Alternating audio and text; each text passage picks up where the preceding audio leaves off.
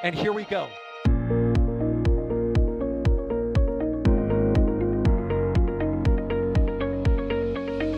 have liftoff. Propulsion continues to be normal.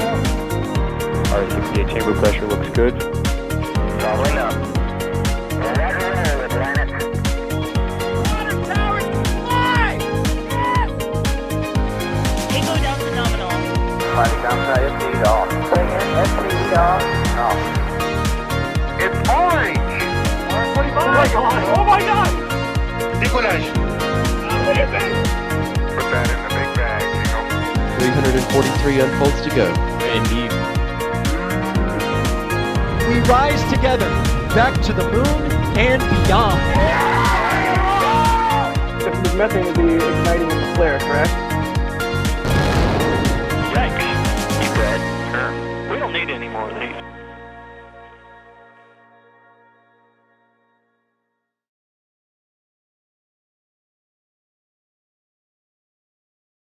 Hello, everybody, and welcome to a late night, early morning Starlink. Welcome to the Cape Canaveral Space Force Station as we are standing by here to see a Falcon 9 take flight in about 58 minutes from now. My name is Adrian Bile. I'm your host for today, and we are hoping we see another Starlink launch just an hour from now. Let's see what happens. I see comments in chat that you're getting me and you can understand me. Perfect, that's super. And let's introduce all the people that are on with me here today as we are looking forward to answering all of your questions for the next 58 minutes. Sorry, we'll apparently stop asking questions after 48 minutes. Starting with Alex. Alex, how are you doing? Oh man. Well, that already tells you that, sleep deprivation is sort of a common thing here today on this live stream, because obviously it's already almost midnight on Eastern time, 5:46 a.m. here for both of us, Adrian and I. So yeah, it's a little bit late. We probably need some Australian commentators or something. Yeah, for sure. Like, I think that there's at least decent chance today that there might be some off-railing in the commentary today, as all of us are in the mood today, apparently. Speaking of all of us, we have the very awesome, amazing Max Evans in the field. Max, how you doing? Man, that's a lot of hype, Adrian. I don't know if I can live up to that. But good evening, everybody. Good morning, good afternoon, wherever you may be watching from, and welcome to another beautifully clear night here at the spaceport that never sleeps. It absolutely never sleeps, although sometimes I feel like there's a slight hope that sleep would be also included in the spaceport. But hey, that's how it goes. And I mean, you can never not be excited for a rocket launch, right? Even if it's in the middle of the night, it's a rocket launch. Speaking of this rocket launch, Alex, what kind of rocket launch is this? What's happening here? Well, this is a Falcon 9 launch, as usual. You can see there in the ticker it says that SpaceX is launching the Starlink 648 mission with 23 satellites on board. Well, that is essentially what this mission is all about. It's launching 23 Starlink satellites into the sort of group 6 of the constellation.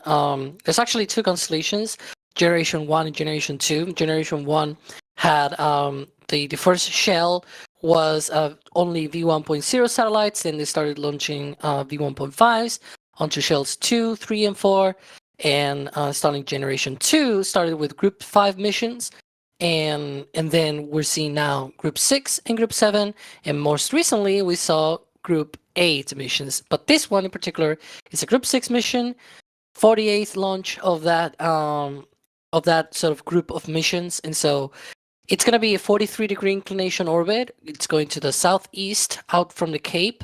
It is going to about 285 to 293 kilometer orbit. So that is sort of the orbit that is targeting for today's deployment. That'll reach in about 1 hour from the launch. It's going to be the usual 2-burn profile of the Falcon 9. It's going to be there. You can see the last burn will be essentially the third and last burn will put the second stage on a deorbit path right there between the southeast Atlantic and the southwest Indian Ocean there, essentially south of Africa. But yeah, that is sort of the path. The recovery assets, of course, for this mission is going to be just read the instructions, and Bob just read the instructions will be essentially the location for the booster landing. This booster is flying for a second time, and it'll definitely be reading the instructions for today because it's going to be its first drone ship landing. And then Bob will be recovering the fairings as usual. You know the drill. You know the two ferry recovery vessels are Bob and Doug.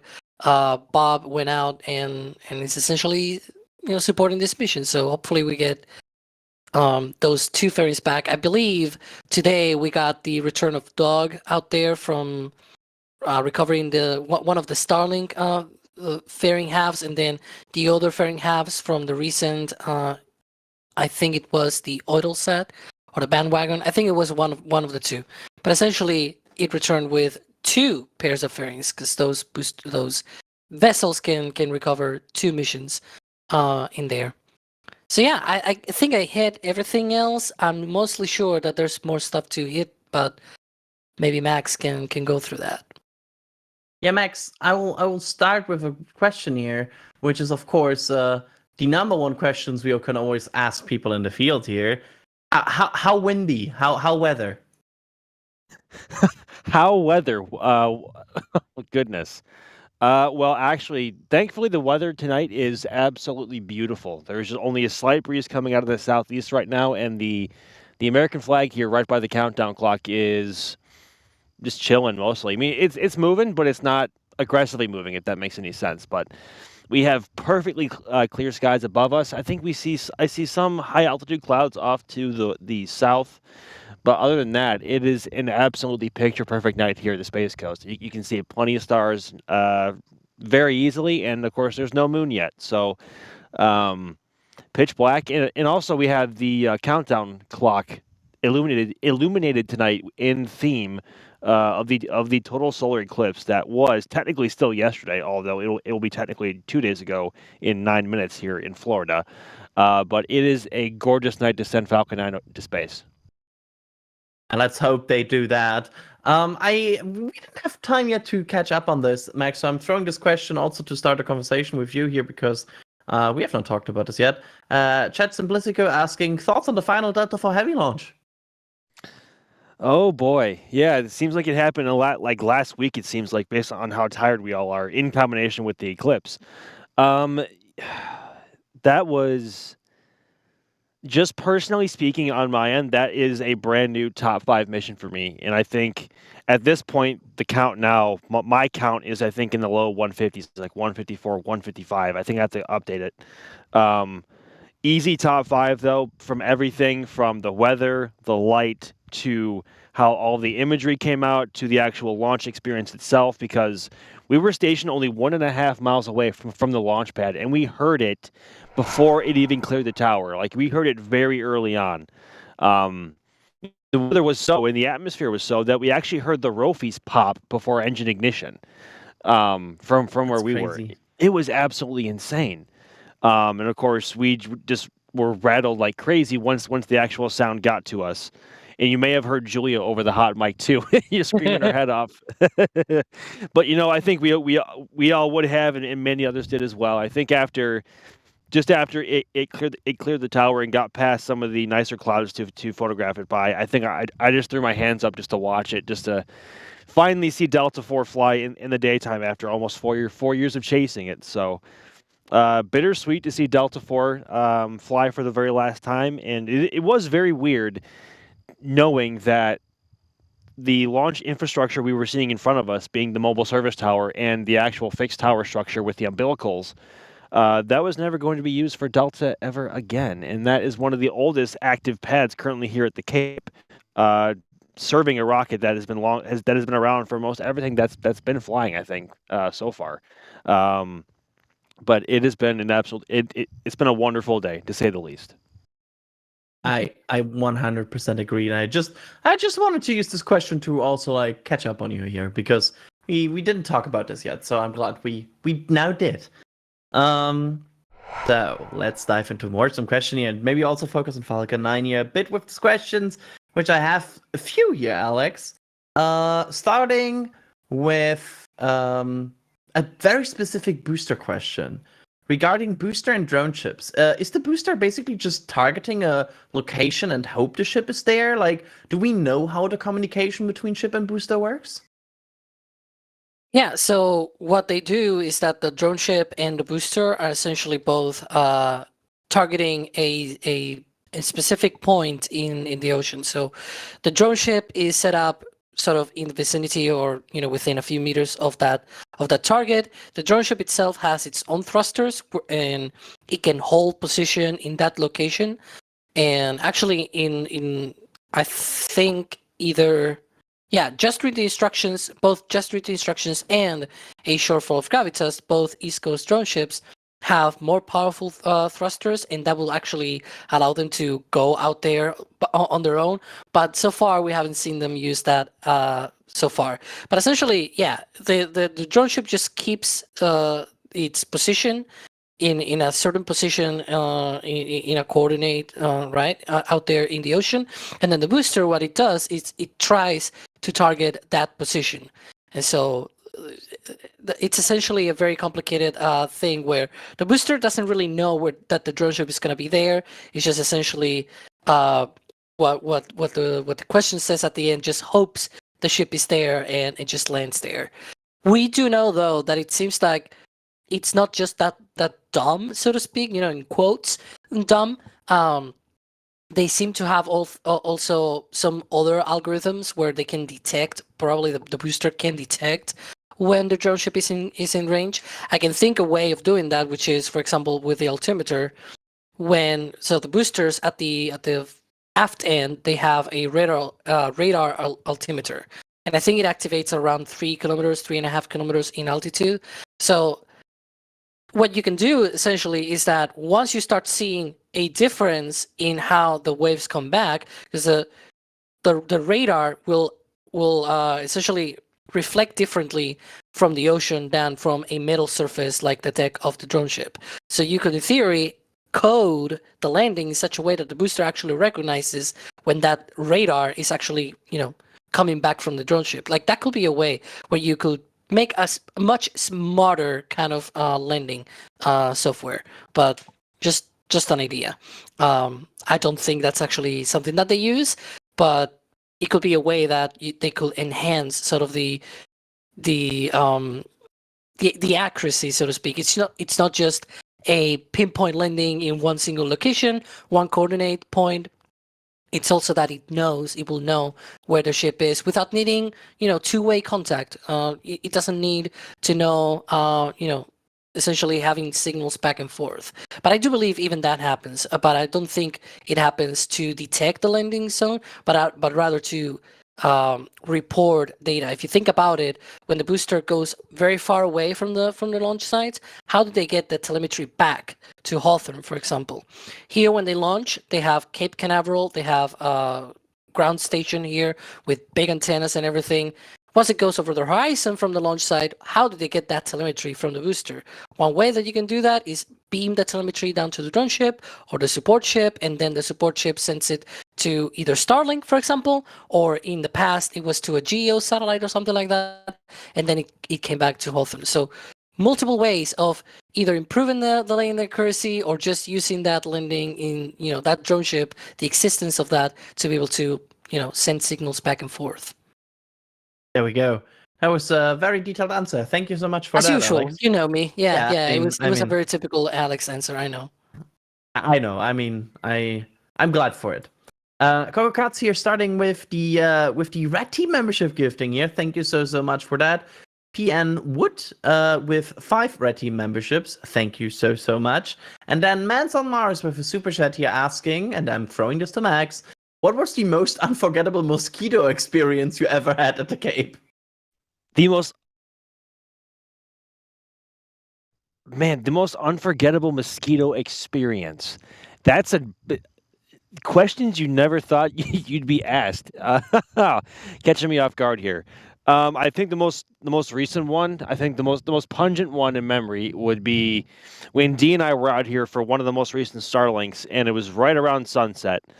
And of course, around here, at around this time of year, from right at sunset and for the first like half hour, 45 minutes after sunset, the mosquitoes just come out and swarm everywhere. I mean, I was looking back at the twilight skies behind me, and it was nothing but what seemed like tiny pterodactyls just flying around everywhere, buzzing away right in your ears, landing and just biting you. It was just horrible, like that. But that one time you guys shined the cameras over on me, and I was just flailing my arms like crazy, just trying to get away and trying to keep them off me.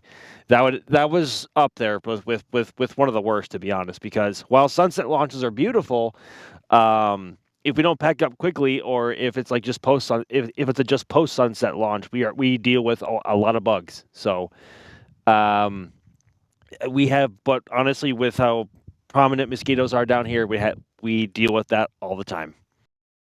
And I have some update here, which is the fact that this launch has slipped a bit more, with the SpaceX website now confirming the launch is now targeting 1:16 a.m. local time. So we have a slip of about, let me do quick math, about 35 minutes, somewhere in that range. Am I hearing birds in your background? Oh, you might hear birds. There's a tree and outside of my window, and like the birds are doing their morning sing. So that might be the case. There's the update where it says the liftoff is targeted for 1:16 a.m. Eastern time now, and they have with this now about 2 hours and 15 minutes left on this window. And with that, we will actually, as you know we sometimes do, step aside here and conserve some of our energy for the crunch part of the countdown here, and we will leave you with some NSF radio tunes as we are getting ready to return commentary once we are at T-minus 40 minutes before liftoff. So see you then, and enjoy the tunes.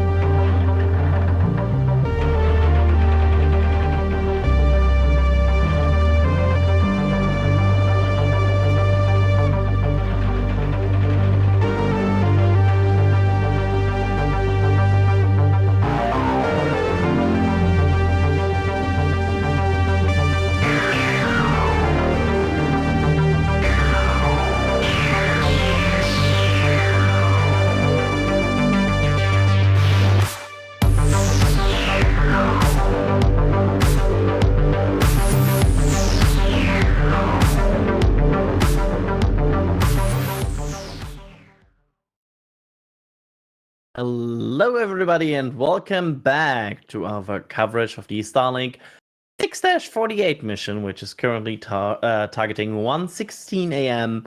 Eastern Time, as SpaceX already is about halfway through their original window here. As of now, we don't have any idea why there's a old or like a slipping into further into the window ongoing. But maybe we are lucky here now, and they're going for indeed propellant loading here. And just under 4 minutes from now would be the actual loading of RP1 if they go for it. Max, how you're doing there in the field? I mean, we say these late night Starlinks do be hitting different for a reason, right? We're tired, man, but we are soldiering through it. We are hopefully. We are getting really close here to prop load, aren't we? Well, what should be prop load. So, we're hanging in there. Absolutely, Alex. How are you doing over there? Well, I'm hanging there. I was having quite a great time with those tunes that we were playing before, with the rock music, and then the more spacey tunes and everything. It was good. There we go. And at this point in time, we would be at the point where SpaceX, the launch director, would verify go for propellant loading. So this is the moment in time where we will look very closely to X if they confirm indeed that there is propellant loading ongoing. So we'll see if that happens here in just under 15 seconds from now. Again, the confirmation might be delayed, and there will not be condensation directly visible because propellant loading just starts in 3 minutes from now, if they are indeed going for it, and it takes a few minutes to actually form on the surface. Max, how long usually until we see condensation if they're actually going for it? It should only be a few minutes, probably at around T-minus 33 minutes. We should begin to see a little frost ring at the bottom of the liquid oxygen tank. Yeah, I mean, it would be more obvious on a more used booster, say if it had above 8, 9, 10 plus flights when there's a lot more soot on it and it's a lot darker in color. It would be a lot easier to spot the contrast of the white ice against the dark black soot against the tanks. But with this booster only technically being 1 flight old now, might be difficult to see that frost ring. So we will have to keep our eyes peeled. Absolutely. And Alex, William, you're asking, why do they sometimes launch really late at the night? Is it because of orbits, or why are they going for these late night late night launches? I really don't know, to be fair. And the reason why I don't know, it's not because we are not fully aware of when these things launch. They do. Like, obviously we are aware because we have we have a countdown clock on the top left, so we know when they are launching, right? What we don't know is what are the conditions to set up a window, right? What is their planning to put these satellites into orbit?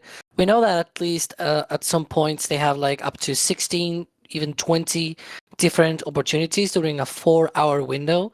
So it kind of speaks to to a more experienced observer, so to speak, right? That there might be some constraints that elude our usual explanations. There's when you go to the ISS, you need to target the orbit of the ISS. You have an orbital plane that you need to hit and everything. When you go to GTO, for example, you can have a window because GTO, you get there, you have a little bit more of leeway. There are other constraints such as illumination on the solar panels, the ground stations being active at the time of satellite deployment. Those sorts of things are the usual things. Starlink missions do not seem to fit that, because when they launch, they usually have many orbital planes to hit, essentially, and those many orbital planes they don't even correspond to the times that they launch from. Like, if you were to look up what is the orbital plane of a Starlink that goes above the launch site at the time of launch, it doesn't really look like it's that plane in particular. Also, Starlink satellites can then shift in the constellation between planes. So and when we talk about planes, it's essentially you have this shell, right, at different altitudes. But if you think about the Earth is a sphere. Hi, welcome to the 21st century. It's a sphere, right? So it's a shell around the Earth, and all of the orbits are the same inclination, but that inclination can be at different orientations around that sort of a sphere, right? So that shell can have multiple of those planes at the same inclination, but still be different orbits, different planes. And so that's what we call when we call an orbital plane. That is what we refer to. And these Starlinks, they don't even go directly into their operational orbit. They take months to get there. Like right now, there's still like 800 of them still getting to operational orbit, even though they have launched more than 6,000. So that's the whole deal. That explanation of, oh, they launch into a specific plane, it doesn't seem to fit just because of those explanations, right? Sunlight, it doesn't seem to fit either, because we don't even know when they deploy the solar panels. They are also in a low Earth orbit, so they're gonna see sunlight every 50 minutes or so. So the usual explanations for usual launches don't apply to Starlink. Why do they launch at late at night, or sometimes in the afternoon or something like that? We just don't know. We do know that at least very lately, especially in the last couple of years, since they have increased the launch cadence, they do prefer launches at night because things are much more calm, both at the launch site. So if you think about all of the people that work at the Cape, at the Kennedy Space Center, and everything, but also the people in boats, in ocean vessels, and also in the air, those routes are usually a little bit more calm during the night, so the launch doesn't disrupt all of those operations when it happens. So that is at least one thing that we can at least say an explanation as to why they do launches late in the day or late at night, but not specifically why it is at a certain moment in that night or in that day, from either the West Coast or the East Coast. We are now absolutely in the territory where, if they are going for it, we might see some frost very, very soon here. I do not spot it yet, I have to say. Like, I don't spot like any indication of fueling yet on this rocket. And it's going to be more difficult. Oh, go ahead, Max. I already told too much. No, you're good. I think. Oh shoot! And Kevin just in the back channel now saying 1:40 a.m. now per SpaceX website. Okay. Well, okie dokie. So wait, 1:40. That's in 55 minutes from now. Correct? Yes. Yeah. Okay, let's talk about this at this point, because obviously something is going like interesting here, and just to confirm this, Max, it's not weather at the Cape, right?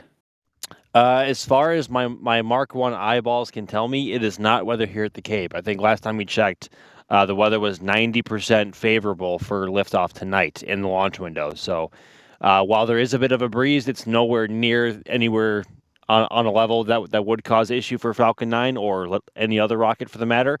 Cloud cover would not be an issue because there hardly is any. It's mostly off to our south and west. The only issues I can foresee is they are either having an issue with the launch vehicle itself, or they're having issues with either weather downrange with the swells or winds or something along those lines. Because Falcon 9 has to take into consideration a lot more weather factors beyond launch, of course, because the first stage can land itself. So. But yeah, as far as we can tell, it is not weather specific here in Florida, at least.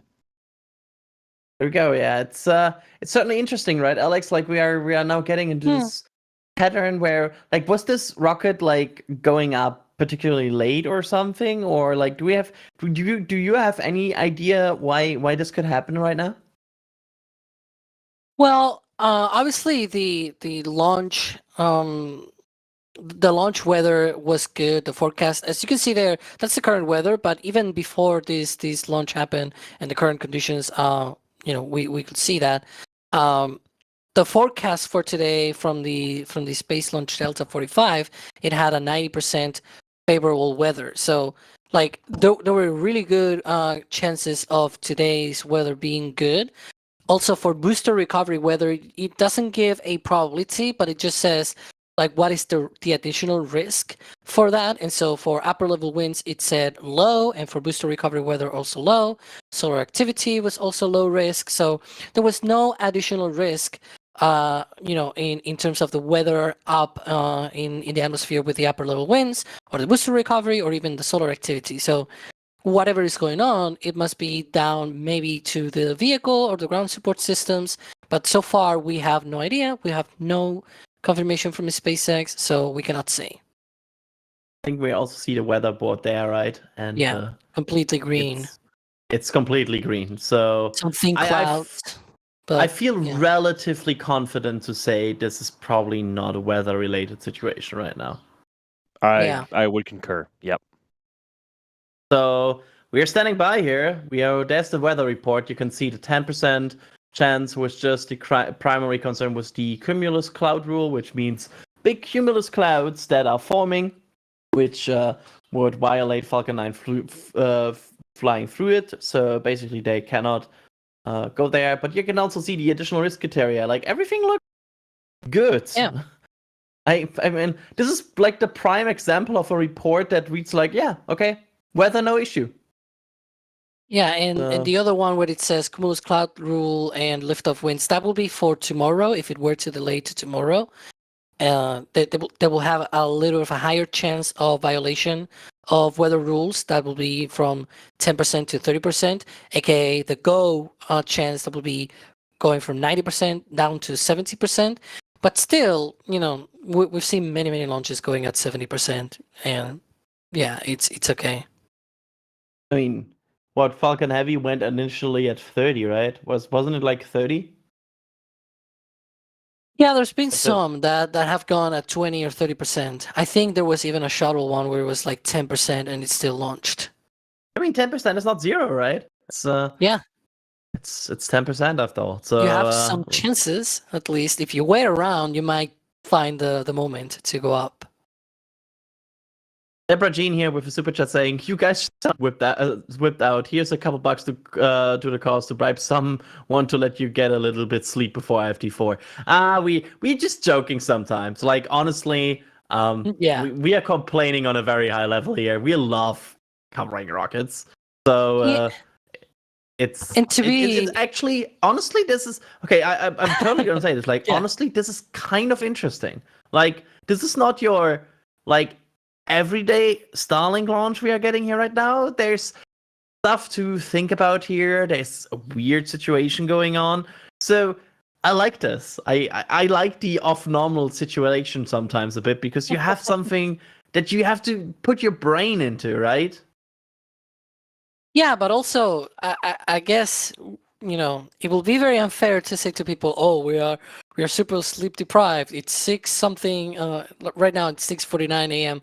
here in Europe, Central Europe at least, and sure it's late, but you and I, Adrian, we have the sleep schedule of the East Coast at the very least, if not Central or West Coast, right? So yeah, we are probably at this point more closer to mountain time.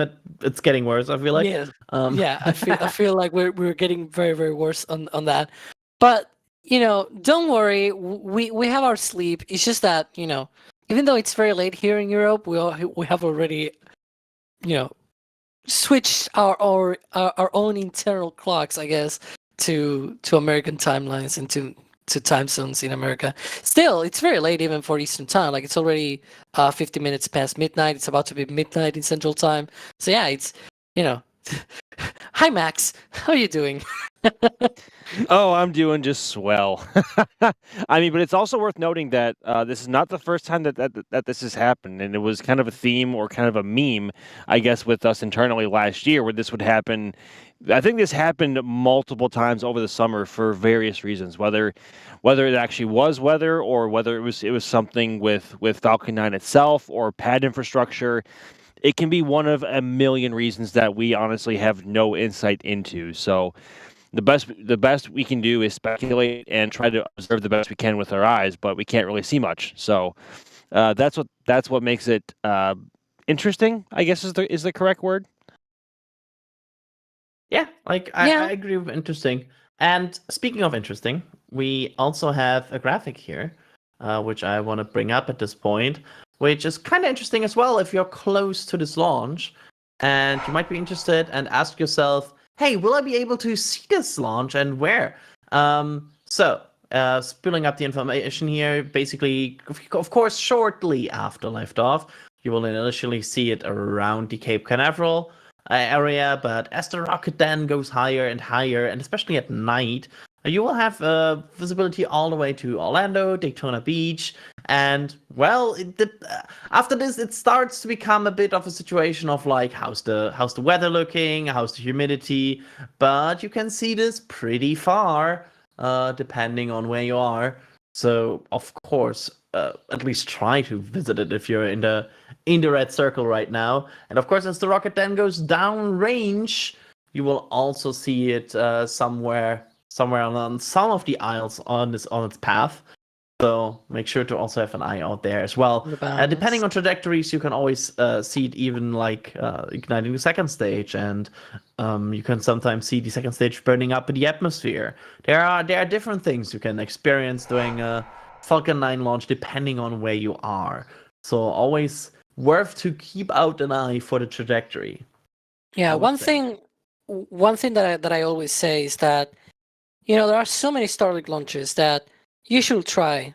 Like if you live either north or south, obviously if you live north, look south.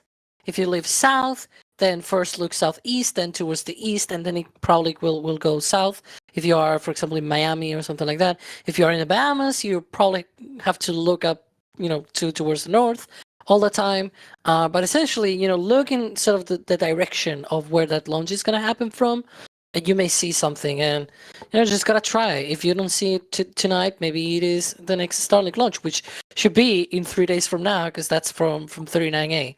So we have more Starlink launches in store for the near future. So don't fret. And also, you mentioned the second stage. You know, the second stage, the orbit, the reentry happens in the middle of the ocean, essentially in the southeast Atlantic Ocean and southwest Indian Ocean, that sort of portion there on the south. But the orbit burn and essentially what they do after the orbit burn is they vent a lot of the gases and things like that.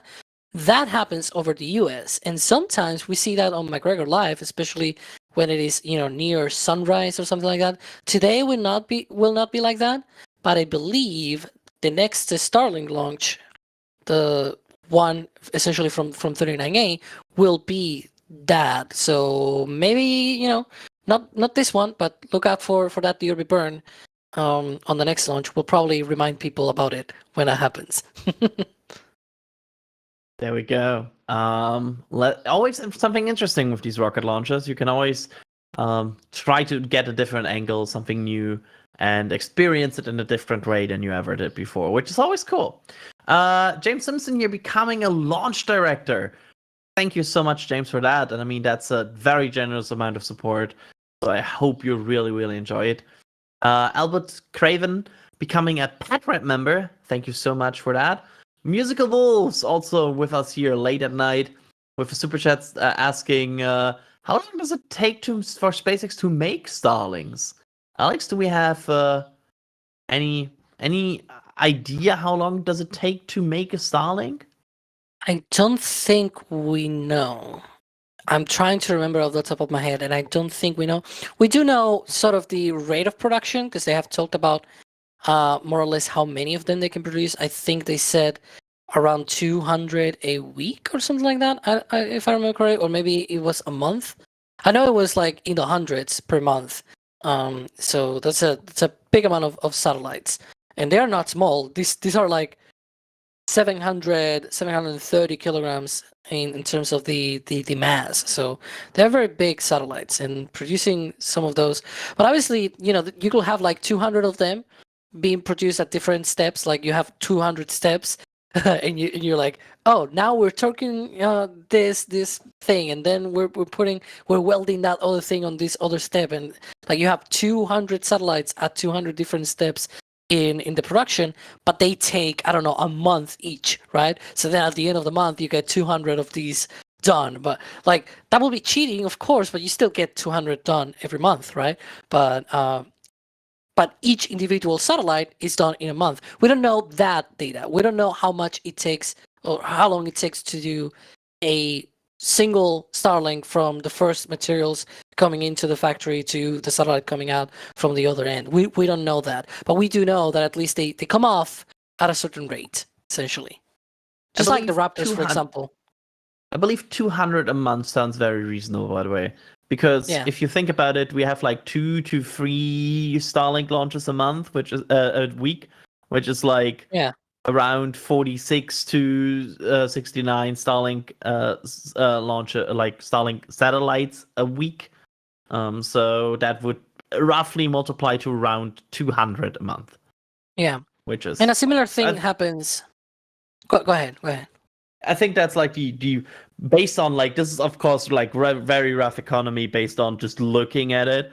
But I think I think these are around 200, which is like they're producing 200 satellites a month. That's insane.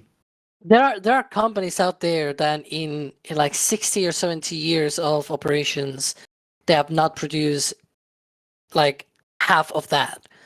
Right, and like there are many companies out there that are big, giant aerospace companies that produce satellites and everything. They haven't even produced half of that amount in their history in like decades, and yet SpaceX, they're pumping this out every single day, like multiples of them. It's crazy. And similar thing happens with the Raptor engines. We know that at least they can produce one a day. But they could have easily like 30 steps in the whole process and 30 engines at those different steps, right? And maybe one engine takes 1 month to be built. And then you have one engine from step 1 all the way to the last step. It takes 30 days to get through. But what that means is that every single day you get one single engine out the door. That could be a way to explain that. Or they're produced like in 7 steps. They take 7 days, and each one is produced every 7 days. Essentially, it takes 1 week to make one, or something like that from scratch. But that could be a way. We don't know either for Raptor, for Starlink, but SpaceX is well known for making things at scale, which is quite interesting. The second stages as well, like the second stages for Falcon 9, they are all expendable. Right, if you think about it, so those need to be pumped out every 2 days or so. Yep, absolutely. Let me hit some more support here with Peter Thompson with a super chat saying, "Thanks for all you do, NSF, and for the hold music, whatever it may be. Go Starlink. Good luck, roasted marshmallow." Yeah, absolutely. I started a discussion about the hold music here. Again. You cannot always please everybody, but we're trying. Eternal Swordsman. I should probably make that more epic. Eternal Swordsman or something like that. With a super chat, providing a little cash for DAS to continue working on the eventual NSF satellite, flying on a rideshare launch. Also, I have ice cream. Congratulations on the ice cream, and we'll make sure to poke DAS about the potential NSF CubeSat on the next transporter or something. Not in work, by the way. James Simpson will be gifting 5 Red Team memberships. Thank you so much. And Christopher Halley also gifting 10 Red Team memberships. Everybody, make sure to thank everybody that gifted your memberships. Thank you all so much. And let's see what we are getting here, because we are it's Groundhog Day again. We are approaching the point where they would go. 10 out of 10 movie reference. Okay, hang on. But that's one movie Adrian has seen. Are you kidding me? Oh my Yes. There you go. I found the perfect moment for it. Well, it's Groundhog Day Again. again. 4 minutes to go before we potentially see fueling of the Falcon 9 rocket here, going for the Starlink 6-48 mission. We'll see if that happens. I think the main question right now is when frost. Yeah, absolutely. When frost is off the main question here, and I hope the answer is in less than like 8 minutes or so, because while we love Starlings, we love also when they are on time. Did I frame that correctly? Yeah, pretty much. Kevin is starting to jump scare us, by the way, because he just said website says ... and then he said the current zero.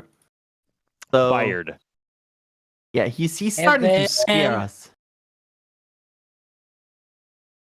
So in theory, we should get a tweet from SpaceX if we are lucky that they are confirming that they are going for propellant loading, which was, I think, kind of the first indicator for the last T0 that totally didn't happen. So we'll see what happens here. As we are now at the point where the launch director would have given the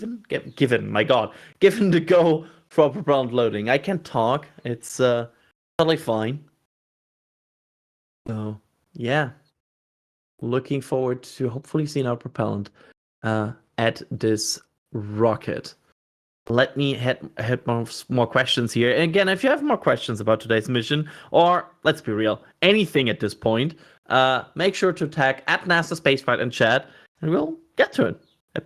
Probably your chance that we are doing it.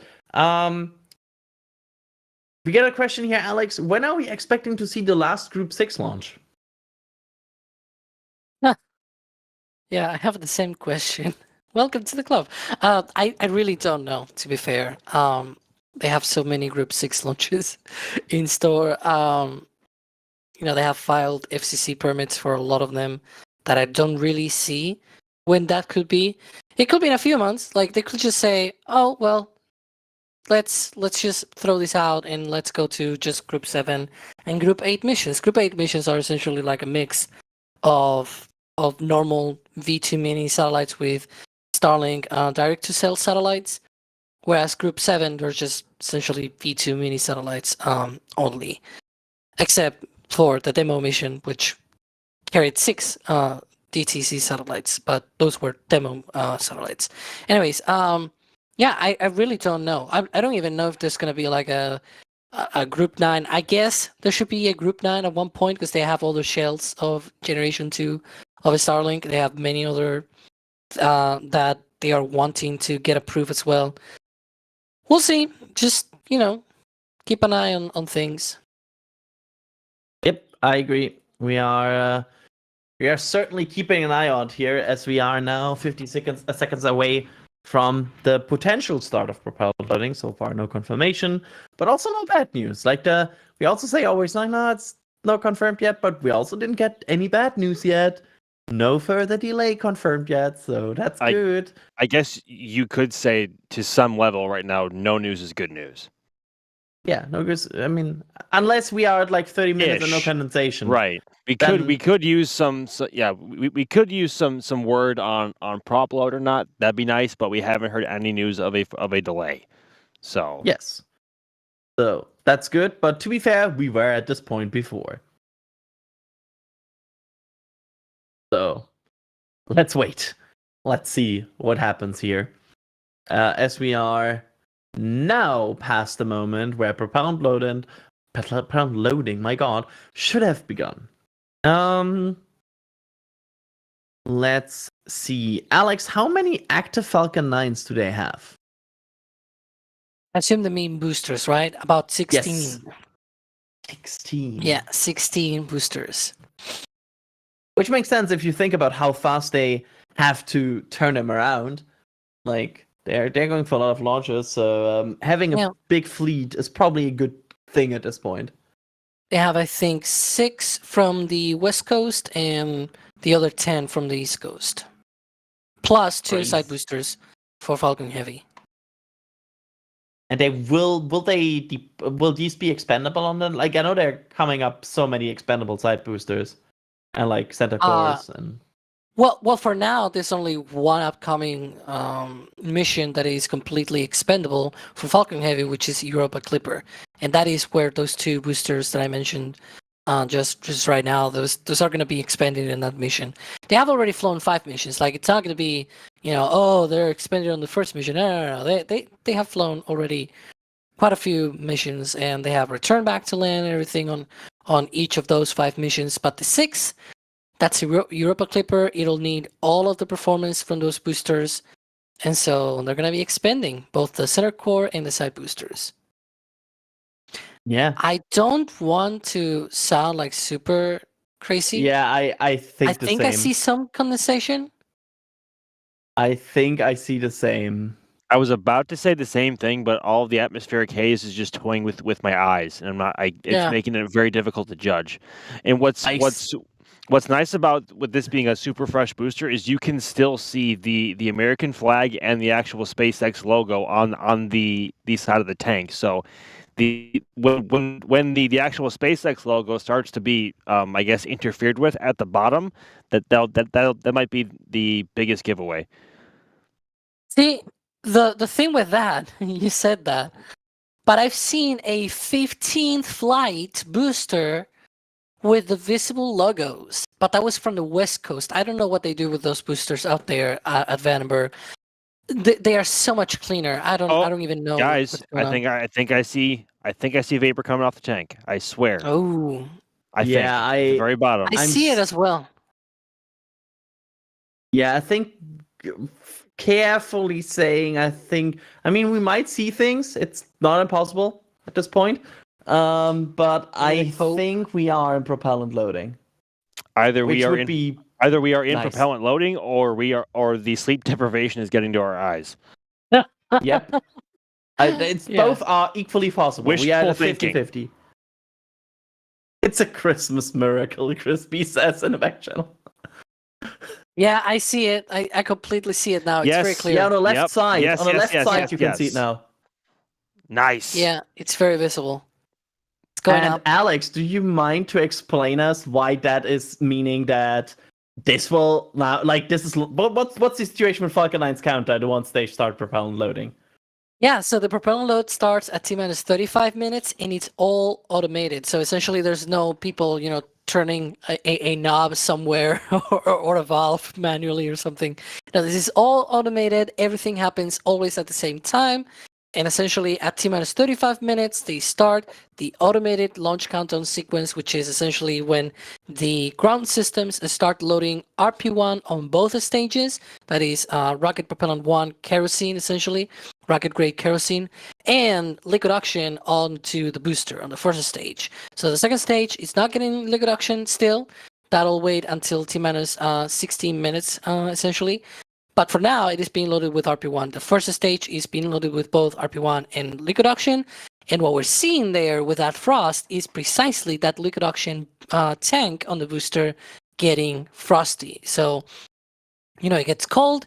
The condensation in the atmosphere in Florida is, with all of the humidity in the atmosphere in Florida, that condensates down to essentially that frost that we see. And the frost, creates those little wispy clouds of condensation around the side of the booster. So that is good news. That means we are into propellant load, and once they are into propellant load, we are committed for a launch or either that or a scrub, essentially. So we're essentially already in the moment where it's gonna be in 29 minutes and 54 seconds, or it's not gonna be. There we go. So we are progressing here. This feels good. We finally have some ice on a rocket, and that's what we want to have.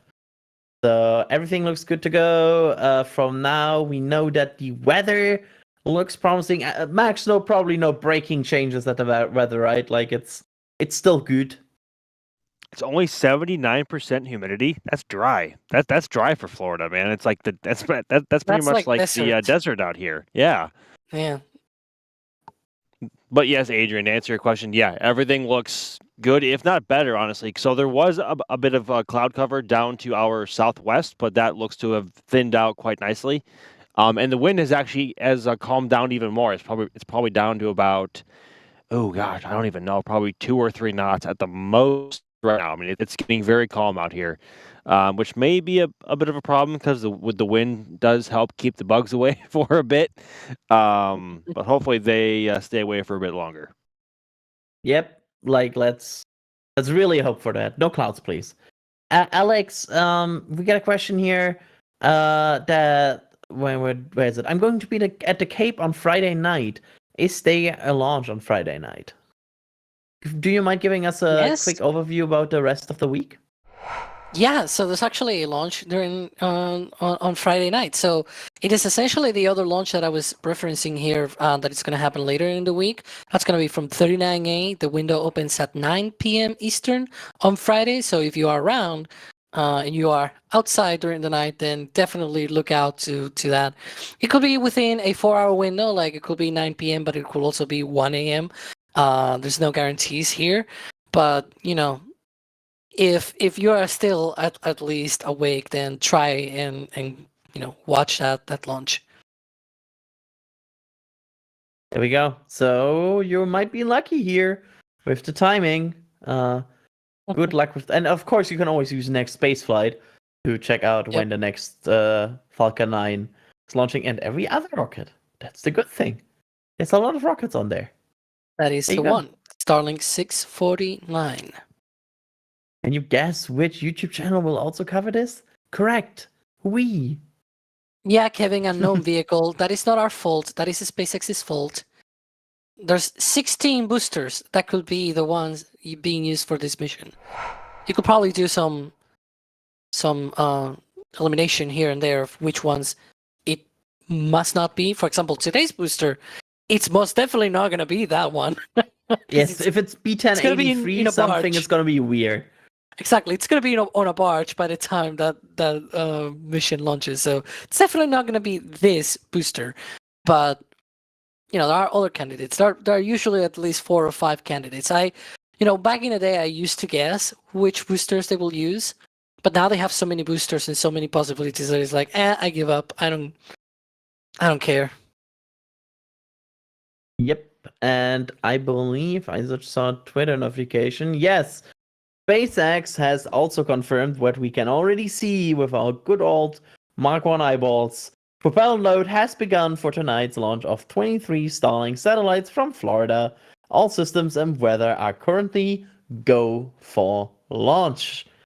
So there we go. Confirmation of what we can see here, but still good to get an official word on it, right? And especially just the in weather. case. Yeah. Just in case our sleep-deprived eyes fail us. Nah, but It's a it's clear mirage. they were loading. Also, it's not they sometimes have this obvious wording of like we are watching the weather or something like that. Like like sometimes there's like this oh but wait for this. But this is like a very positive wording. We like this. We like positive words. Things are Yeah. trending in the right direction, as we like to say. Alex, I will let you ramble for this. Oh, Why boy. wasn't a larger upper stage developed for Falcon Heavy, which would see beta payload and all 3 boosters being reused? Well, it's not that easy. It's not as easy as you just put a heavier upper stage and just, you know, eat it essentially, right? It's not that easy.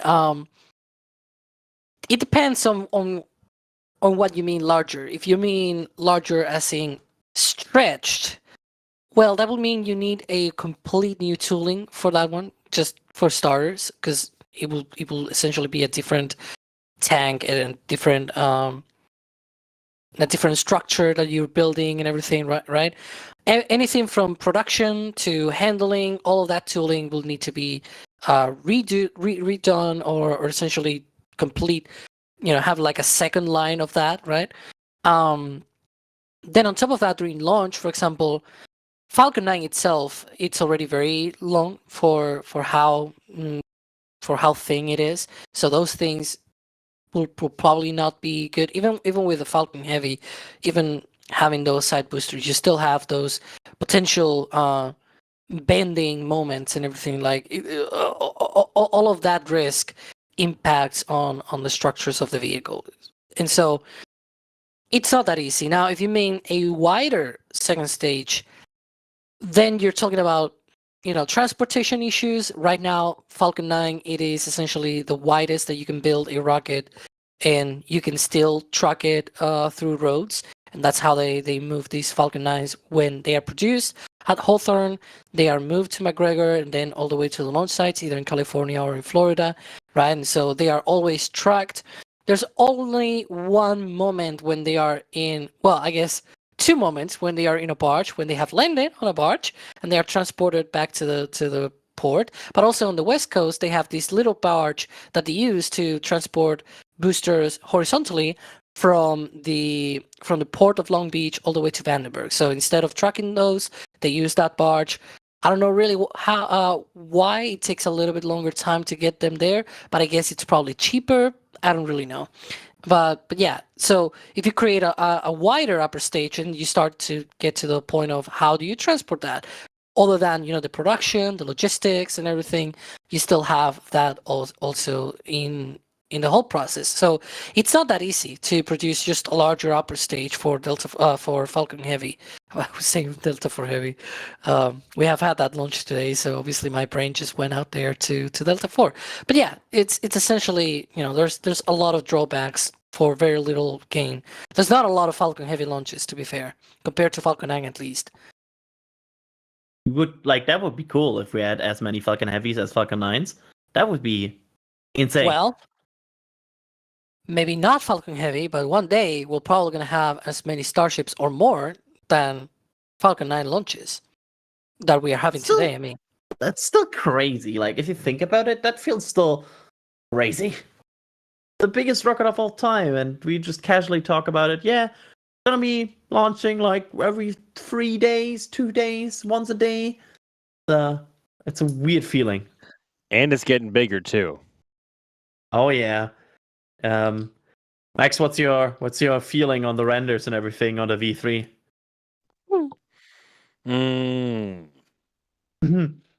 Yes. That's a very it's a very interesting question. I don't think it looks as bad as everyone says it does, or as many people say it does. I think it would really help if the rear fins were longer and wider a bit to help out with the proportions a little bit, but it looks wrong to have the ship at almost the same length as the booster. Like, that just doesn't look right at all. But hey, if it works, it works.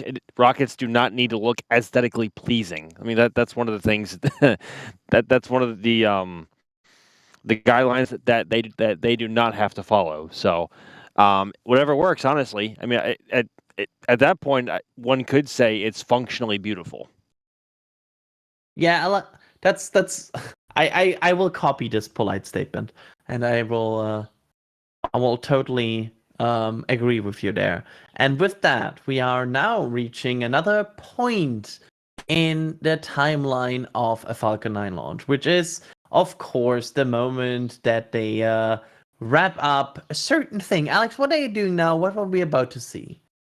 Yeah, they're all wrapping up RP1 load onto the second stage, and they are going to be, there's the T-minus 20-minute vent, or There she goes. Or as should be much more professionally called, I guess. That's a LOX chill down. That's a chill down of the liquid oxygen line to the second stage. That's essentially gaseous oxygen that is coming off, not from the rocket. This is coming off from the from the transporter director, the strom back there on the side of the rocket. That essentially fuels the second stage, and it also supports a bunch of other things. And one of those, again, is loading liquid oxygen on the second stage. So that line needs to be chilled down. That needs to be conditioned ahead of the liquid oxygen load on the second stage. Very similar thing will happen at T-minus 7 minutes. You can see there the like 2 steps on that timeline down, you can see Falcon 9 begins engine chill. It's going to be a very similar thing, but with the Merlin engines for the liquid oxygen turbo pump, where they flow a little bit of that liquid oxygen, it turns into gaseous oxygen. If we had engine views of the Merlin engines and everything, you'll see the octaweb venting. They have these little vents on the octaweb as well, that essentially allow them to be able to vent all of that. It's more visible when it happens with the MVAC engine, but it happens during flight, so you gotta keep an eye on that when that happens. There we go. Thank you for that answer. Max, question here from 21 Volt Gaming. Would SpaceX ever try Falcon 9 with a Raptor engine? Long answer into short answer, no. Essentially, for Falcon 9, to get Falcon 9 to run with a Raptor engine or more than one Raptor engine, the tank proportions would have to be way different than they are now. And because you are changing the integral structure of the tanks, essentially Falcon 9 doesn't have to be Falcon 9 at that point. It's a way different rocket, because methane and RP1 have way different propellant densities, which requires different propellant tank sizes. So by that point, by the time you've re-engineered Falcon 9 or pseudo Falcon 9 to run on any number of Raptor engines, it's not even a Falcon anymore, basically. I mean, it could be a Falcon whatever you want it to be, but it's not a Falcon 9 at that point, because you would not be able to fit nine Raptor engines on the first stage of a Falcon 9. So just for a lot of complicated reasons, no. Although they have experimented with many different variations of the Merlin, including a Merlin with an ablative nozzle at one point many years ago. But of course now they're on the Merlin 1D and it works just fine. So, Hey, Yep. I have a proposal for you. Do you want a rocket that has 9 Raptor engines and it is essentially 70 meters tall? Do you want that? Well, I have the rocket for you. That's the Starship version 3. oh yeah. no, The upper stage will be as tall as Falcon 9. Go ahead, Agent. Say because I really know what you're going to be saying. Yeah. That's the thing Alex and I discussed earlier, because we were writing something. And Max, do you know what rocket's first stage is as powerful as Starship V3, the upper stage, will be? Falcon Heavy. shut up! Are you serious? Yes. If I recall correctly, the numbers here, it actually is slightly more powerful even. Yeah. So a lot it's more. the upper stage of Starship has more thrust in the V3 version than Falcon Heavy on 3 on 3 cores on 27. And it's worth Merlins. noting, Falcon Heavy is not a weak rocket. Falcon Heavy is one of the most powerful rockets currently flying at the moment. Like it absolutely pummels Pad A whenever it flies. Yeah. It so that's And this is actually the startling. second stage.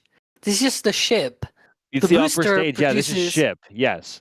The booster produces 4 times the thrust. So yeah. Yeah.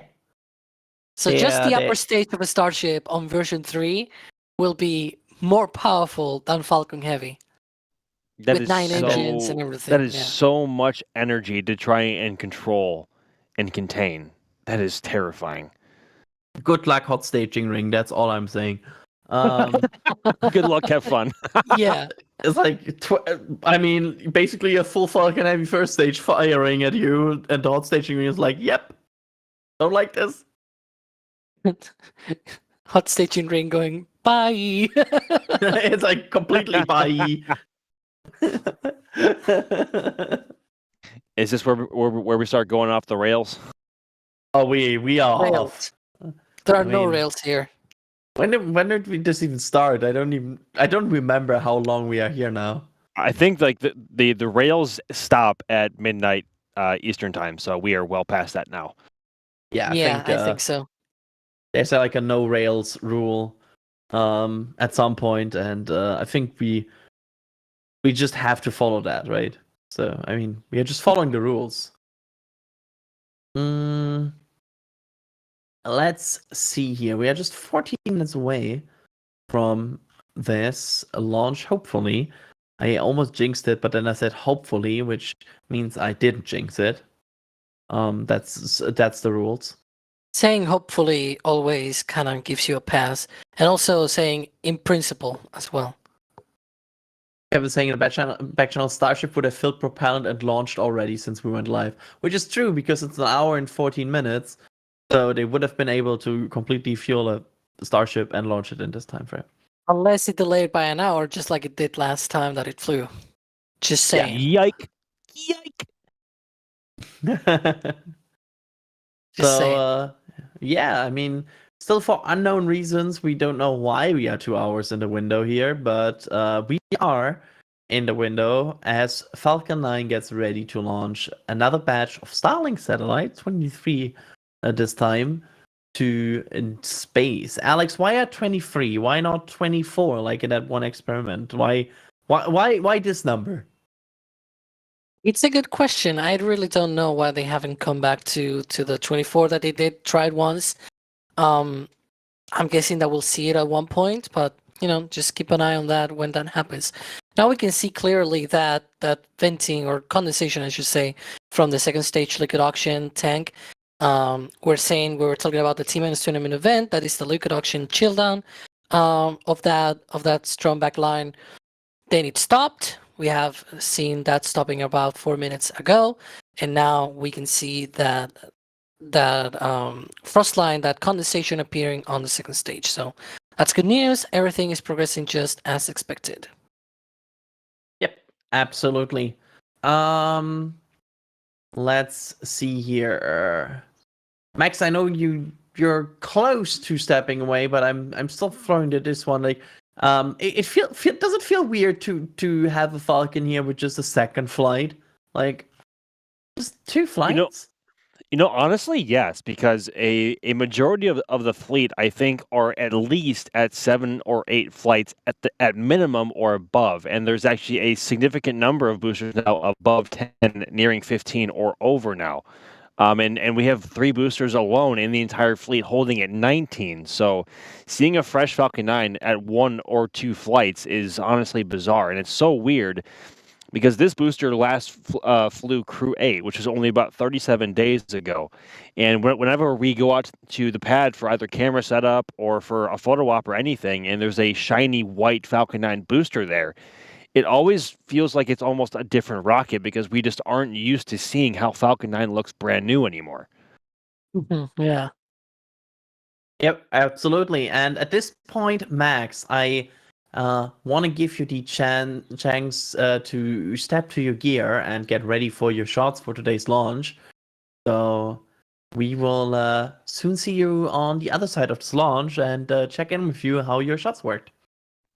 Awesome. Thank you very much, gentlemen. I will see y'all on the other side. Good luck. Have fun. With that, Alex, we are just 11 minutes away here. Let's see here. Of course, I'm not even sure like how many people there are next to Max at this point in time, because of course, I mean, we can see the press site grounds there. It's it's very empty. It's like, I mean, Mac is that Max there in the lower left? Like, I don't know. I'm not sure. I don't know either, because they had, like, Max, for example, he went out for the Eclipse on Monday. Then today we had the Delta 4 Heavy launch, and then now a Falcon 9 launch. So obviously a lot of people are probably exhausted and not around. But whoever is around is quite a champ. Yep, absolutely. Just to answer some quick question here, Brian Moore, when you compare Starship V3 with Falcon Heavy, would it have 9 Raptor engines or 6? V3 has, as of Elon presentation, 9 Raptor engines. How powerful is current Starship V1 compared to Falcon Heavy? Roughly half, if I recall correctly. Like, it's a bit more than half of Falcon Heavy. Of the upper stage. It's about 1,000 tons less powerful than, it's like- than the Falcon Heavy. It's quite a chunk more than the Falcon 9. To be fair, V3 cheats in the fact that it has an extra 3 engines, so it's a bit cheating, because if the current Starship had another 3 engines, it will come a little bit closer to Falcon Heavy. It only has 6 engines compared to V3, which is supposed to have 9 engines. So yeah, it's a bit cheating, but still very powerful. Hey, Alex, do you like Merlin questions? Oh boy. Let's go ahead. 9 Central asking here, do the Falcon 9 boosters retain their engines after every flight, or does SpaceX swap Merlins frequently?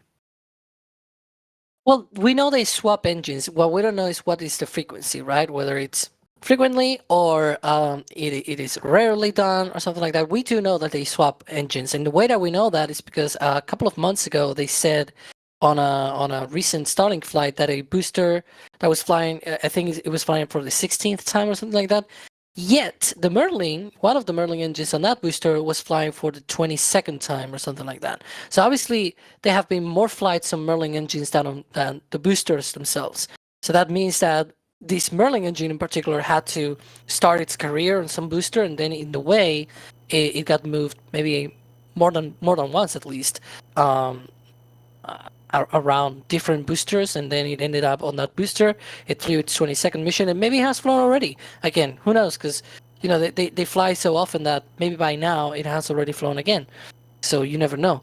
But definitely we don't know the specifics, but they definitely switch some of these Merlin engines between different boosters, and again, some of these engines have more flights than even the boosters themselves.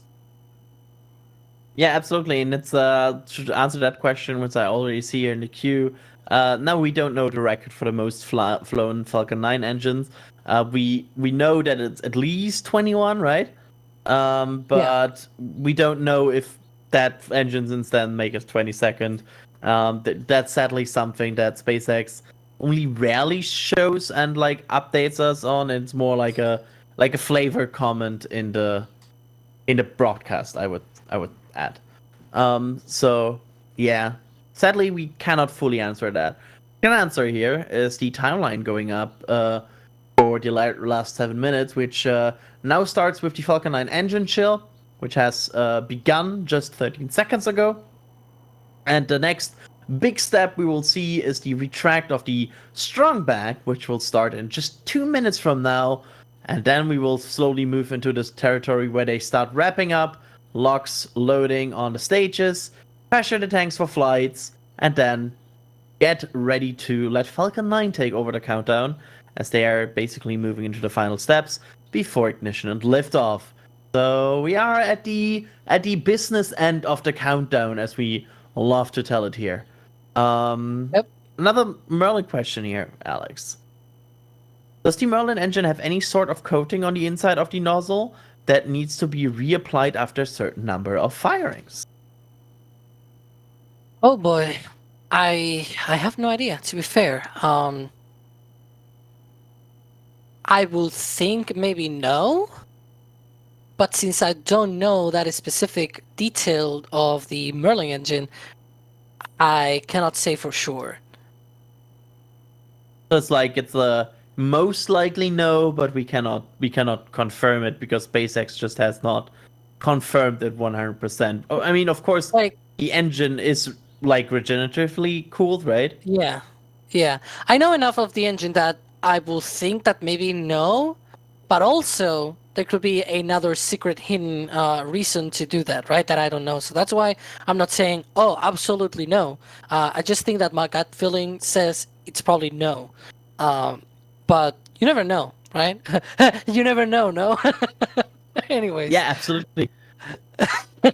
What makes the Merlin engine so much having so much thrust to a relatively small cross-sectional area compared to other Carolox engines? Like, I always ask myself that as well. Like, what does actually determine the amount of thrust they are able to squeeze out of engines?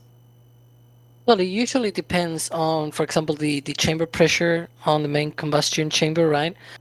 how much pressure you can get there. For example, Raptor gets or 300 bar, which is insane, really high pressure that you get there. Merlin, though, it's a little bit over 100 bar. It's not that high of a pressure in the combustion chamber. I wouldn't be able to tell you though what is sort of the main reason why that is the case. Because usually, like the main driver usually tends to be that the main combustion chamber. You can also adjust the thrust of the engine by adjusting the throat of the engine as well.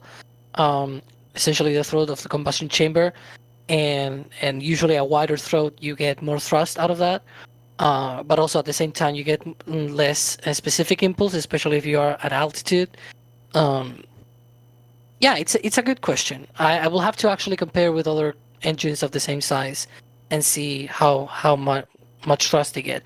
But even then, if you think about Raptor is not that. Just to compare to another one real quick before we go into the last few minutes. Raptor, for example, is about the same size of Merlin. It's a little bit larger, but it's essentially the same size. If you compare to B4, for example, B4 is much larger than Merlin or Raptor. And even though Raptor is sort of in the same scale of Merlin, it has a lot more thrust, and that is all thanks to that insane chamber pressure. There we go, and we are now 3 minutes away. We already see some strong back retraction here, as they are moving away that strong back away from Falcon 9 ahead of launch.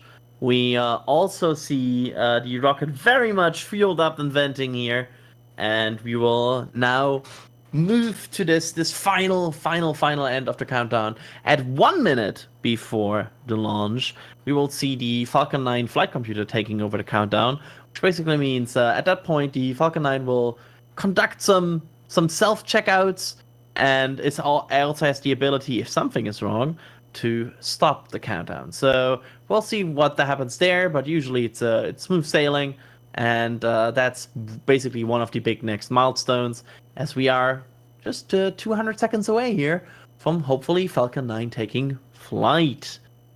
So finally, once they got into the countdown, really smooth sailing here. Yep, they just completed loading of the liquid oxygen onto the first stage. Next up will be the second stage. Log slow will be completed, and we're gonna get that vent from the Stromback coming back as they clear out all of those lines. They purge.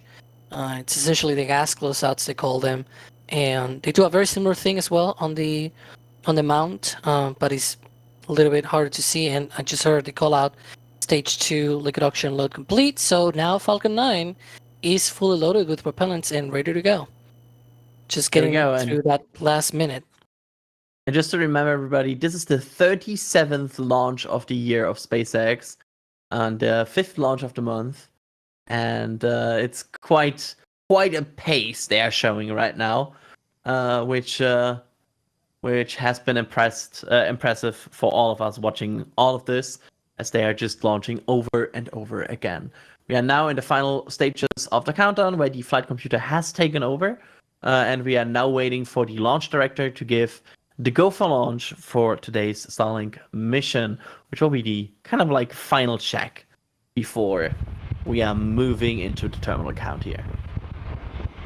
So let's wait for this confirmation of go for launch, which I know Alex will probably relay to us once it happens. Go for launch. Go for launch. There we go. And with that, 30 seconds to go here in the count. You will see, the first thing you will see is the flash of the T-tab at the bottom, which will produce a slight green flash, which will help to ignite the 9 Merlin engines, and then Falcon 9 will take flight. So watch for that, as we are now at T-minus 10 seconds from launch. You will maybe see some of the deluge spooling up. Deluge? There's the deluge. T-tap, ignition, and liftoff. Liftoff of the Starlink 6-48 mission, carrying 23 more internet satellites to low Earth orbit. Let's listen in for some rumbles.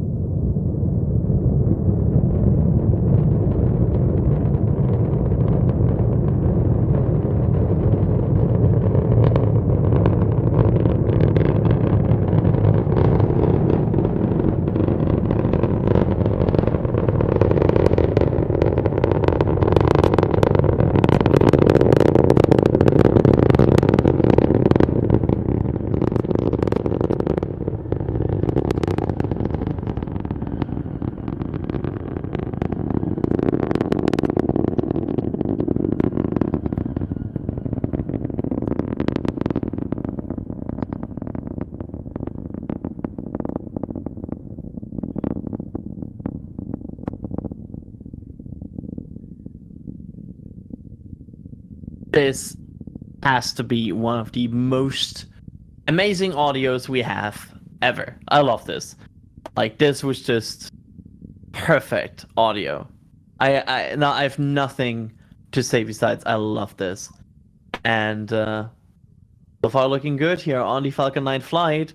90 seconds in, and the first stage will burn for roughly another minute before we will have the event called Main Engine Cutoff, also called MECO, where they will detach the first from the second stage, and then this first stage will make its way back to the drone ship. Drone ship just read the instructions as the second stage carries on to carry Starlinks into low Earth orbit. It's 20 seconds from now. You can now see the plume expansion as the atmosphere gets thinner and thinner, and you can all basically see every single of the Merlin engines there. Gorgeous shots here. Here they are. And we should get now into MECO territory. There you can see the MVAC engine, the Merlin vacuum engine that is on the second stage. There we go, MECO, and there's the second stage. And ignition of the second stage. There you can see the green flash. I love it when it gets hot. Oh, look at that. That's the impact from the ground. Yep. There's like a, you can see like the plume still. Wonderful. Yeah, I love it when the impact ignites and then it starts glowing. Yep, I agree. Bearing separation just occurred. There we go. There are these 23 Starlink satellites. And everything looking good so far. Next up on the event timeline here will be the re-entry burn, where the Falcon 9 first stage will slow itself down in preparation to hitting the thicker parts of the atmosphere, which will help it reducing a bit of the pressure and heat and load on the booster. So let's see what we are getting here. That event is still a bit away, but we will hopefully get a landing there. Is that a star? I think there was probably a star on the right side there. But that's still the MVAC engine, as Max is still tracking it. 4 minutes in. Really impressive. And there on the right side, you can see the Merlin vacuum engine. And on the left side, that's the feed from the booster, which right now is not really that bright because, well, there's no engine firing that helps to make it more visible. So we'll hopefully see that. Alex, we're asking questions here about when did SpaceX stop using the stiffener ring seal around the MVAC engine? It was about 2 months ago or so. It started first at Vandenberg, and now it's being done as well for East Coast launches. It's essentially mainly happening on Starlink launches, but also we've seen that on certain customer missions like the Eutelsat 36D mission, also Bandwagon, probably. But we also think that Bandwagon was a Stubby MVAC. I'm sorry, I should have remembered that because we were talking about that. We didn't see it though. That is another thing from that mission because it was carrying a rideshare classified payload. So sadly, we cannot say for sure, but it was probably a Stubby MVAC, and so it didn't carry that as well. But anyways, yeah, the whole deal with the stiffener ring, I don't really know why they have removed that, but you know, it's one process of the whole preparation for launch that they have removed. And we still saw Max, by the way, they're tracking the second stage. So really impressive stuff here from Max. Look at that. Still has it. Still should get on the entry burn really soon, so probably he will shift to go and capture the entry burn. We shall see what he will do. but the entry burn should start right now, which is it's somewhere. There goes the is- entry burn. Yep, there it is. Blowing itself down 103, right? Yep, 1-3, and then another one. Well, not that they ignite another one, but when they shut down those extra two, and they keep one engine for a couple of seconds, and then it completely shuts down. That's one There's engine one, and and then zero. shut down. Oh, that booster's coming in hot. Yeah, 5,500 kilometers per hour. That's fast. Look at that. Look at that plasma and everything. That's a toasty coming in booster. Yeah. Getting those waffles cooked. Absolutely. You can see it on the left how hard it breaks right now. Yep. Using the atmosphere to go down subsonic around 1.5, 2 kilometers from the ground. It'll light the center engine for that landing burn. So look at that speed. It's already transonic now. Yep, we should see landing burn any second now. A few more kilometers to go. I'm trying to see if we can see anything from the drone ship or anything, but usually we see really hard. like a little light. But yeah. Like even for the dark launches, this is really dark. And there goes the landing burn. Yep. Hello. You can see it first on the telemetry. It's always cool. And we should see a drone ship very soon there. There's already the deck camera. And there comes the rockets. Oh. A small we little go. hop there, but that looks like a very, very good landing here from B1083, which just landed for a second time and for a first time on a drone ship. And I believe at this point I will also ask Max, do we have you back? I would sure hope so. How do you have me? Very good. Very nice track from you. Love that. Yeah, that was lovely. I tried something different this time with camera exposure settings, and the camera performed very well, which I was very pleased about. But yeah, clear track all the way up. The sound was lovely. The VAB was squealing like a mother tonight for some reason, more than last time for sure. And there was that lovely smoke ring as it began to go transonic as well, or as it was passing into supersonic speeds. This lovely launch, just another night at the spaceport that never sleeps, you know? Yep. Absolutely. It's what's a really it was worth to staying up for this launch, I feel like. That was a very, very cool one to see. The only times it's really not is if you're clouded out. Then it becomes kind of a drag. But on clear nights like this, it's always a pleasure. Yep, absolutely. It's and with this Falcon 9 is continuing its mission. We should probably mention the timeline going forward. It will have a second stage engine cutoff at this point, and will do another burn at 54 minutes into the mission, which will last for 2 seconds, which then basically circulates the orbit and gives the Starlink the final push, before then at 1 hour and 5 minutes, they will start to separate Starlinks and basically get them ready to deploy. So you know what we could do now? We could do 1 hour of replays, right? There are some And replays wait- coming. and I want wait for to see deployment. that. I want to see that cone, that cloud cone. That looked cool. Yeah.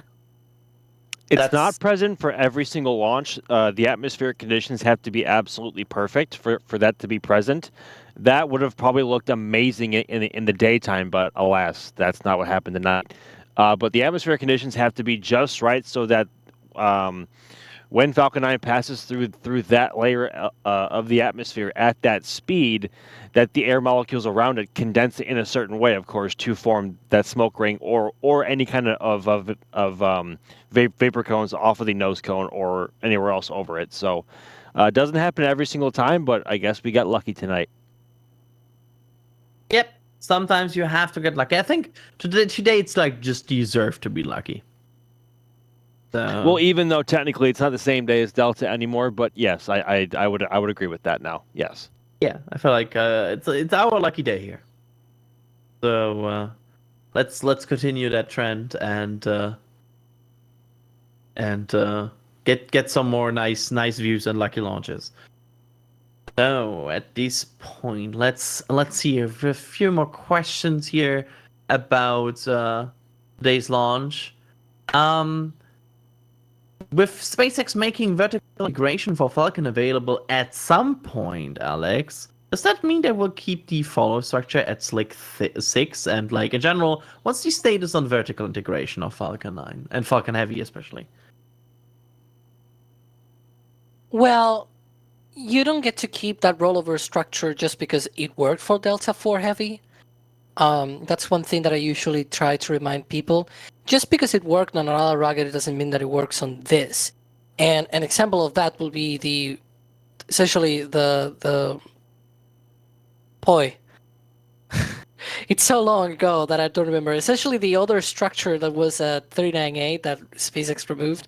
I'm mostly sure that Crispy will remind me of that one. I know that the current tower is the fixed service structure, but I don't remember the name of the other one. It was essentially the RSS, the yeah, RSS, but what? Structure. Yes. Okay, rotating service structure. There you go. I knew it was RSS, but I didn't want to, like rolling service structure, like what is right. But yeah, that structure, for example, they completely remove it. And you could say, oh, well, but it's rotating and it could do, it had cranes and everything. Like you could do stuff with that and you could integrate things on the shuttle. Why didn't they use that for Falcon 9? Well, because, that was for the shuttle, right? Just because it worked for one rocket, it doesn't mean that it works for another. For the fixed service structure, for example, that one, they removed a lot of the shuttle components because they didn't need that. They didn't need the beanie cap, for example. Even the crew access arm for the shuttle didn't work either because the shuttle was at different distance. It was at different height. They need to make its whole the tower had these different levels for the shuttle.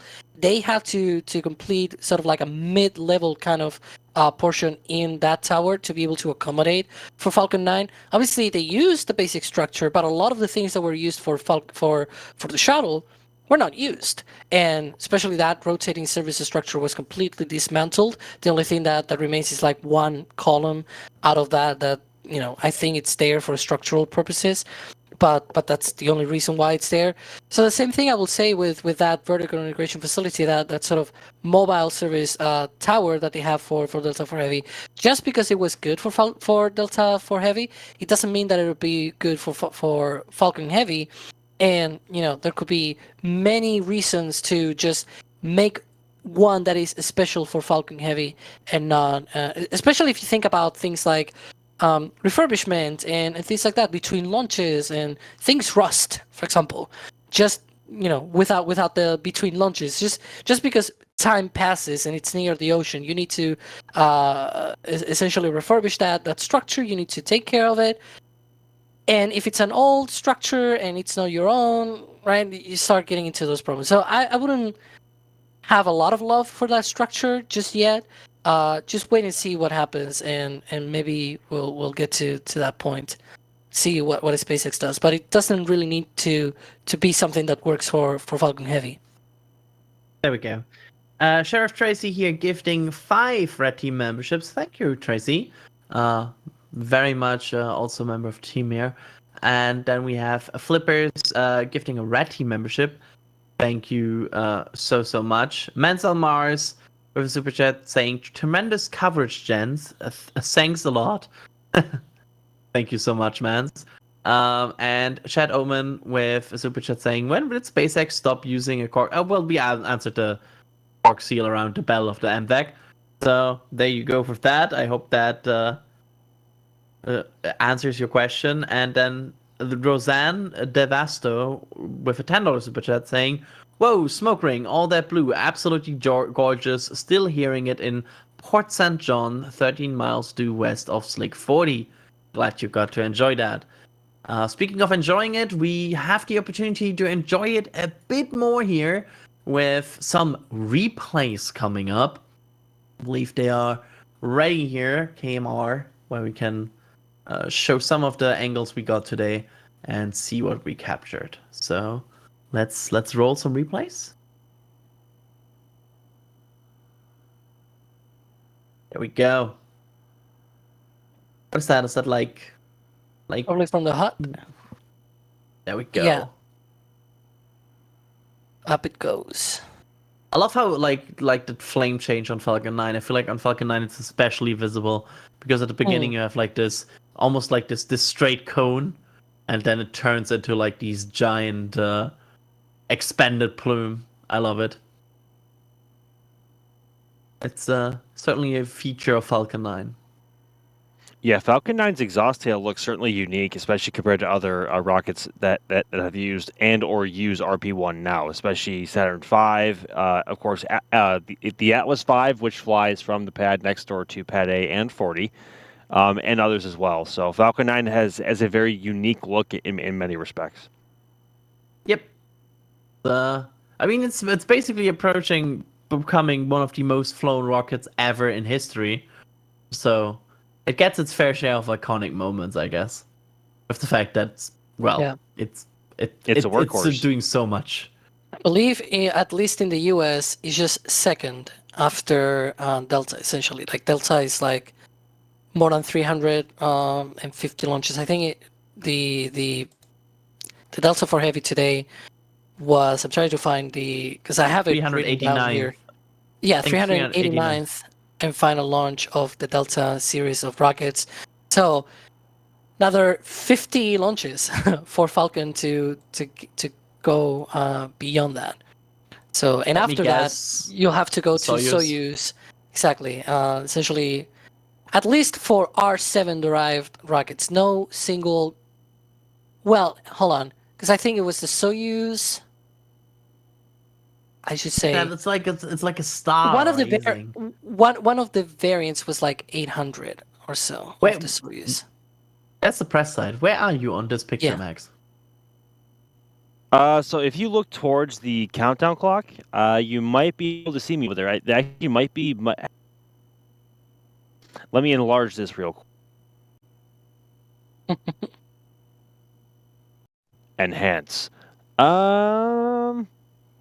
I don't think you can see me actually. I think I'm a bit too far to the left, but basically I'm very close to the flagpole and the countdown clock down there. But also, a quick side note over at Slick 40, the transporter erector has already been raised vertical at Slick 40, and I was watching it go up while you guys were talking, and it was being raised rather rapidly. I think that's probably the quickest we've seen it being raised vertical, at least at this pad.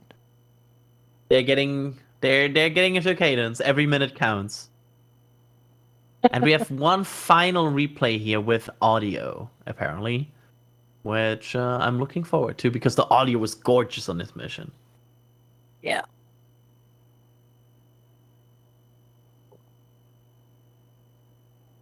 Any second now? Okay, got it. Yeah, but we'll get to that. But yeah, it's so what's the turnaround right now for a Slick 40, Alex? What are we looking at? How fast will we see another Falcon 9 on this pad, and like how fast can they turn around this pad at this point? Yeah, right now they are launching at a pace of about 4 or 5 days from here from Slick 40. I believe we don't yet know the next mission from here, but come back in 4 or 5 days and we'll have the next one from Slick 40.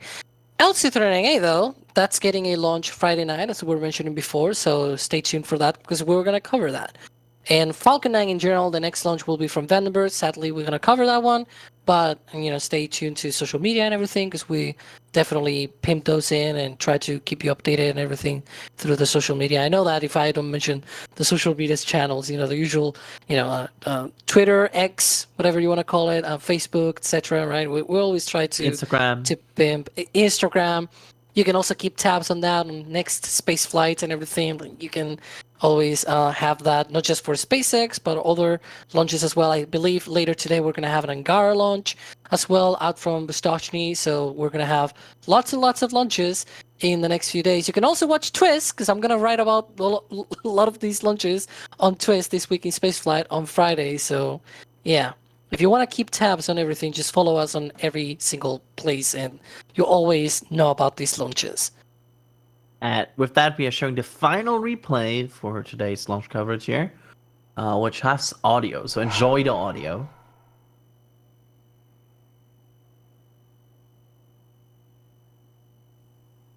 First, no audio because it takes some time to reach the cameras. But after that, it's audio.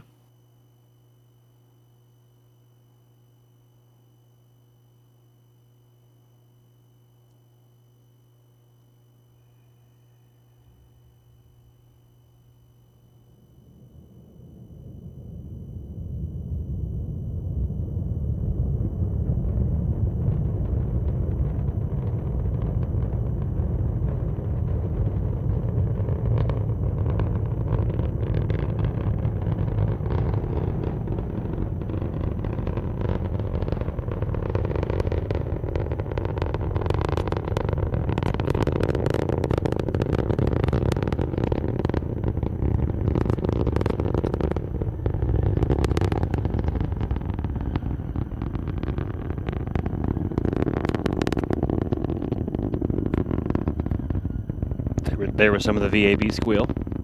Yep. Vapor ring coming up soon. There it we is. go. That's beautiful. Look at that control and look at the rays out of that engine light. Yeah, that's just down to how the camera was opting to expose for this point in flight. I still have some more fine tuning to do, but essentially it was cool effects either way though. Yeah, it looks really, really good. And honestly, for a night launch like this, for video, I'd rather it be a little bit overexposed for details, especially in that contrail. But I wish it was a bit more underexposed to get more detail and color out of this part in flight, where the exhaust plume begins to expand and turn, green, blue, and like deep orange later on. So still some more fine tuning to do, but we are making progress. There we go. And we are now arriving at the point of the broadcast here where we'll thank every member of the NSF late night shift, starting with Alex. Thank you so much for being on today, Alex. It's been a pleasure and definitely looking forward to more launches in the future. Again, there's so many launches coming up and I love when it turns blue there on the exhaust there. It's always amazing. But yeah, more launches, more better, and we're going to be here covering all of them. Of or at course, least also those that we can. Also thanks to Max here, who I know loves calling late night shifts here. So thanks you so much, Max. Yeah, of course. It's a pleasure as always, everybody, and we would not be able to do this, but you guys keep showing up and allow us to keep going. So thank you very much from all of us, and we will hopefully see you in just a few days.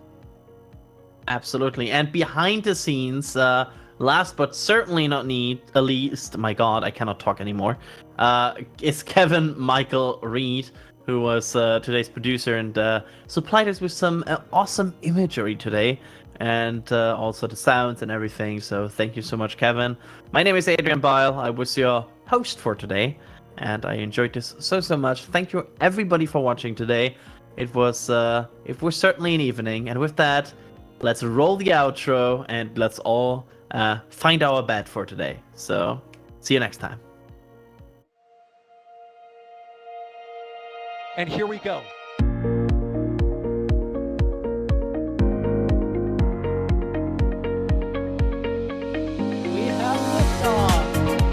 Propulsion continues to be normal. Alright, 68 chamber pressure looks good. Doubling up.